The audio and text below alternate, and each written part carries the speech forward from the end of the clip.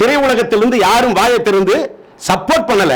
Support கூட பண்ண வேணாங்க, உபகாரம் கூட பண்ண வேணாம், உபத்திரம் பண்ணக்கூடாது. மன்னிப்புன்னு ஒரு வார்த்தை வச்சிருந்தா அந்த தளத்துல இருந்து நாங்க வந்து முன்னெடுத்து சொல்றோம். நான் கேட்கிறேன், இல்ல நடிகர் சங்கத்தின் தேர்தல் போது தானே ஒரு தமிழன் என்று அவர் பிரகடனப்படுத்திக் கொண்டது குற்றமா?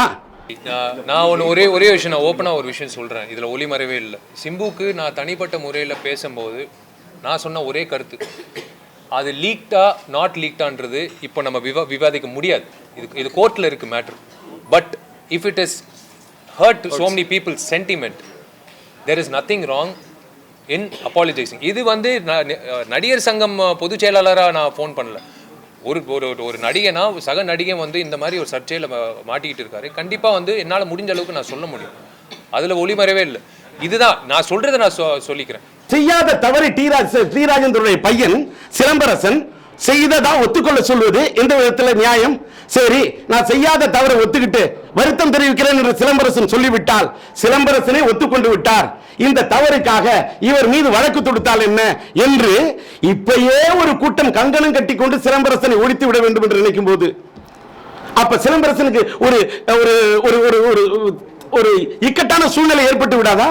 பொது அமைப்பு இந்த விஷயத்துல குரல் கொடுக்கறதுக்கு எங்களுக்கு ஏதாவது ஒரு லாஜிக்கா ஒரு கிரவுண்ட் இருந்தா தானே அந்த மக்கள் கிட்ட இது சார்ந்த ஒரு மீடியாக்கள் கிட்ட எல்லாம் சொல்ல முடியும். இப்படி இருந்துருச்சு, இப்படி நடந்துருச்சு, இதுக்காக இப்போ இந்த லிமிட்ல இருந்து இதை கொஞ்சம் விடுபட்டு கொடுங்க, ஒரு ரிக்வஸ்டா இருக்கிறோம் அப்படின்னு நாங்க ஏதாவது கேட்க முடியும். அதுக்கான சோர்ஸே இல்லைங்கும் போது நம்ம எந்த கிரவுண்ட்ல போய் நம்ம அதுக்குள்ள வேலை பார்க்கணும்? நண்பர் சரத்குமாராக இருக்கட்டும், நம்ம திரையுலகத்தை சார்ந்த நடிகை ராதிகாவாக இருக்கட்டும், நடிகை நம்முடைய நடன இயக்குனர் காயத்ரி ரகுராமாக இருக்கட்டும், நடிகை சுஹாசினி மணிரத்னம் அவர்களும் அந்த போன்ற நல்லவர்கள் கூட வாய் திறந்து சப்போர்ட்டா பேசுறாங்க. வந்து அந்த பாடல் வெளிவந்தது வெளிவராதது அது இருக்கட்டும், ஆனா வெளி வந்துடுச்சு.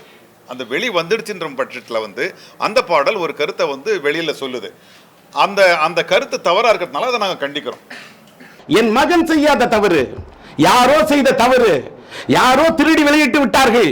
அந்த திருடி வெளியிட்டு கூட யாரோ தாய்மார்களுடைய நெஞ்சத்தை நெருடி இருந்தால் என்னுடைய கண்ணீரால் அந்த களங்கத்தை துடைக்க விரும்புகிறேன் என்று சொன்னது என்னுடைய தமிழ் பண்பு. அதுதான் தமிழ் பண்பு. பொண்ணுன்னு வந்து மிக அருமையான ஒரு கருத்தை முன்வைக்கிறார். இல்லை தம்பி, வெளியில வந்துடுச்சு, அது நீ சொந்தமா இருக்கலாம். ஆனால் ஒரு சின்ன வருத்தம், இதை கேட்டவங்க மனசு வருத்தப்பட்டிருந்த அளவில் சங்கடப்பட்டிருந்தாலும் ஒரு மன்னிப்புன்னு ஒரு வார்த்தை வச்சிருந்தா அந்த தளத்துல இருந்து நாங்கள் வந்து முன்னெடுத்து சொல்றோம்னு. ஆனால் அவங்க தரப்புல இருந்து வந்தது வந்து இல்லை, நாங்கள் வந்து இதை லீகலாக நாங்கள் டீல் பண்ணிக்கிறோம், நாங்கள் லீகலாக டீல் பண்ணிக்கிறோம், நீங்கள் காட்டுற கரிசனத்துக்கு மிக்க நன்றி, நாங்கள் லீகலாக டீல் பண்ணிக்கிறோம்னு சொல்லிட்டாங்க. அவங்க அப்படி ஒன்று வைக்கும்போது அதுக்கு மேலே எப்படி போகிறதுன்னு நாங்கள் இன்னும் திகைச்சிக்கிட்டு இருக்கோம். இதை விட பெண்களை புண்படுத்தக்கூடிய வரிகளை எல்லாம் கொச்சையான வார்த்தைகள்லாம் இருக்குது. கொச்சையான வார்த்தைகள்லாம் தகாத வார்த்தைகளை போட்டு விட்டு சென்சார்ல பேசுறாங்க. மனைவி கேட்ட மாதிரி சினிமாவில் எத்தனை டைரக்டர் படத்துல எத்தனை வில்லன்கள் எத்தனை கெட்ட வார்த்தைகள் பேசியிருக்கிறார்கள், தகாத வார்த்தைகள் பேசியிருக்கிறார்கள். சென்சார் பார்த்துட்டு கட் பண்ணோம்னா அந்த இடத்தை சைலண்டா விடுவோம், இல்லைன்னா அந்த இடத்துல பீப் விடுவோம். எத்தனை பாட்டுல கண்டினியூவா இந்த அப்படி பீப் சவுண்ட் போடப்பட்ட பாடலாம் இருக்கு. ஆனால் அதெல்லாம் அந்த வெளிவந்த பாட்டுக்கு சென்சார் பண்ண பாட்டுக்கே யாரும் போராடல. ஒரு வெளிவராத பாட்டுக்கு ஒரு போராட்டம்னா அது என்ன எதை கங்கணம் வைத்துக் கொண்டு செய்கிறார்கள்?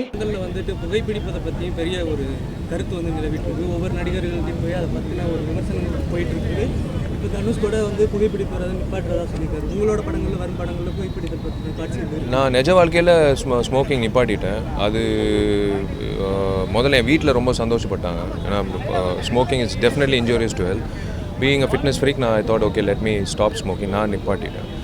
சரி, அதான் சொல்கிறேன், சினிமா பொறுத்த வரைக்கும் இப்போது அது வந்து ஸ்மோக்கிங் டோட்டலாக தவிர்க்கணும் அப்படின்றது எல்லாரோட உணர்வு இருக்குது. ஆனால் ஒரு கேங்ஸ்டராக நம்ம காட்டும்போது, கேங்ஸ்டர் அப்படின்னு ஒரு வில்லனோ இல்லை அது it's a freedom of expression.